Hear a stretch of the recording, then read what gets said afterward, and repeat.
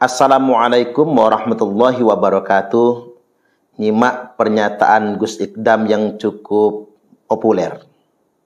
Dan salah satu dawuhnya Rasulullah lagi yang sangat penting apa? Yang cocok dengan panjangan semua. Sayati zamanun ala ummati yafiruna minal ulama wal fuqaha. Akan tiba di mana zaman orang-orang itu tidak mau mempelajari ilmunya Allah, menjauh dari ulama, menjauh dari habaib, menjauh dari kiai. Jauh dari ulama, menjauh dari habaib, menjauh dari kiai. Jauh dari ulama, menjauh dari habaib, menjauh dari kiai. Jauh dari ulama, menjauh dari habaib, menjauh dari kiai. Kalau orang itu sudah menjauh dari kiai, menjauh dari ulama, menjauh dari habaib, apa yang terjadi? Yurfa'ul barokah min kasbihim. Kamu kerja kayak apa, akan diangkat barokah dari usaha-usahamu. Na'udzubillah min dalik. Apa yang disampaikan Gus Ikdam ini adalah bagian dari deep message. Apa itu? Yakni menyampaikan pesan tersembunyi. Orang-orang kemudian terpukau seolah-olah ada serangkaian pesan yang sedang disampaikan oleh Gus Ikdam. Tapi kalaulah coba kita cermati, pesan tersembunyi atau deep message-nya ada pada kalimat yang terakhir. Kalau orang itu sudah menjauh dari kiai, menjauh dari ulama, menjauh dari habaib, menjauh dari habaib, menjauh dari habaib, menjauh dari habaib, menjauh dari habaib, apa yang terjadi? Saya ambil contoh sederhana. Belakangan kita mendengar ada yang membuat pernyataan begini. Muliakanlah ulama, muliakanlah para kiai, dan muliakanlah para habaib. Pesan tersembunyinya ada pada akhirnya, memuliakan para habaib. Yang menyampaikan begitu tidak mengajak kita memuliakan ulama atau para kiai. Sejatinya dia sedang menggiring kita semua untuk memuliakan para habaib. Persis dengan pesan yang disembunyikan oleh Gus Ikdam ketika kemudian mengutip sabda Nabi, yafiruna minal ulama'i wal fuqaha. Beliau mengidentifikasikan dengan hadis ini umat yang akan lari dari ulama dan fuqaha. Tetapi ada pesan tersembunyi ketika ia mengatakan umat akan lari dari fatwa-fatwa atau dari ilmunya para ulama, para fuqaha, para kiai, para habaib. Inilah deep message, pesan tersembunyinya. Gus Ikdam sebetulnya tidak sedang menyampaikan tentang ulama atau fuqaha atau para kiai. Sebetulnya dia sedang menyampaikan pesan kita jangan lari dari para habaib.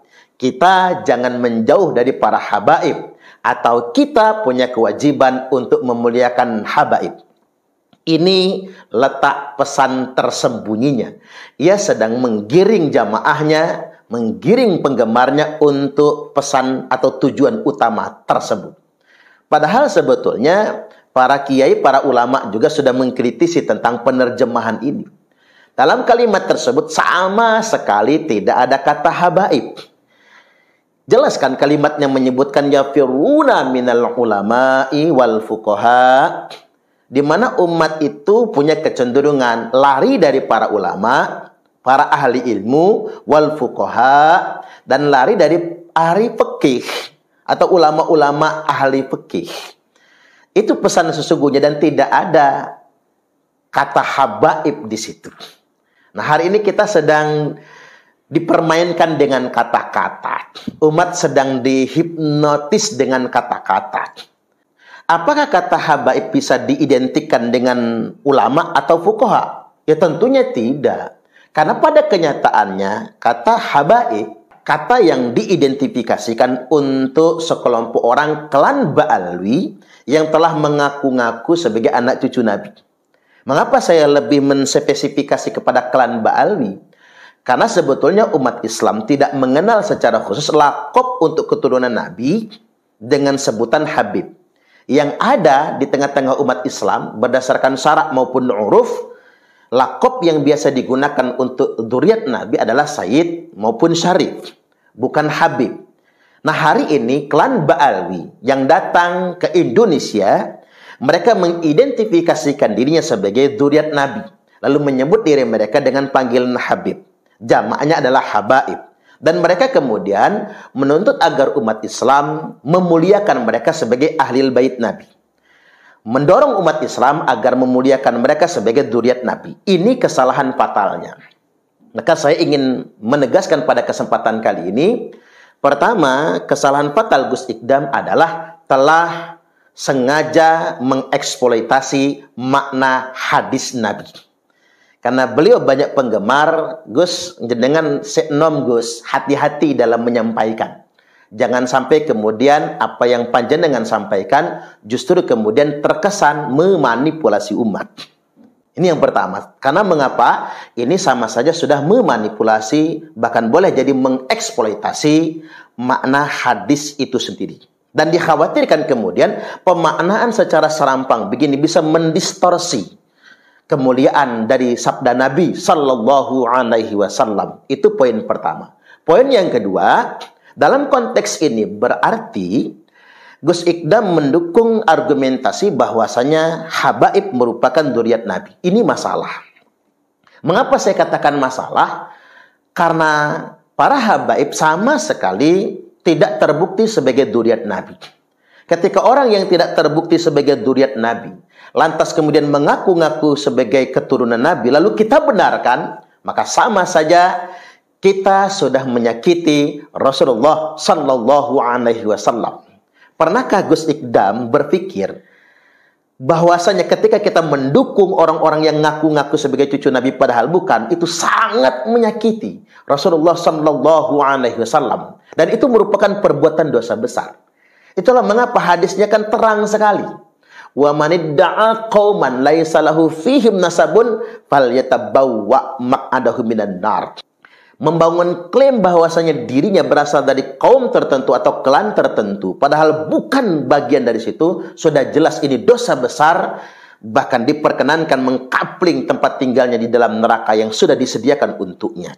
Nah, hari ini saya ingin tegaskan ulang kepada publik Indonesia, masyarakat muslim pada umumnya, kita hari ini sedang dipermainkan dengan kata-kata. Orang-orang yang punya public speaking, kemampuan bercakap di depan publik, orang-orang yang kemudian mampu bersilat lidah, kadang-kadang mempermainkan kita semua dengan kata-kata. Kita harus hati-hati.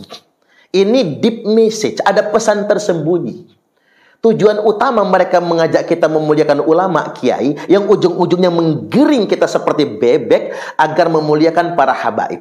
Inilah pesan tersembunyinya. Dan kita harus sadar akan ini semua sebetulnya. Harus sadar.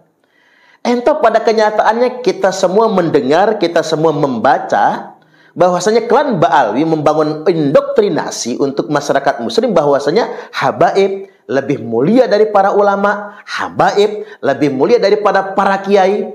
Bahkan tercatat dalam kitab-kitab mereka, dalam berbagai macam ceramah mereka di mimbar, satu habib bodoh belajar dengan satu habib bodoh lebih baik daripada belajar dengan 70 kiai.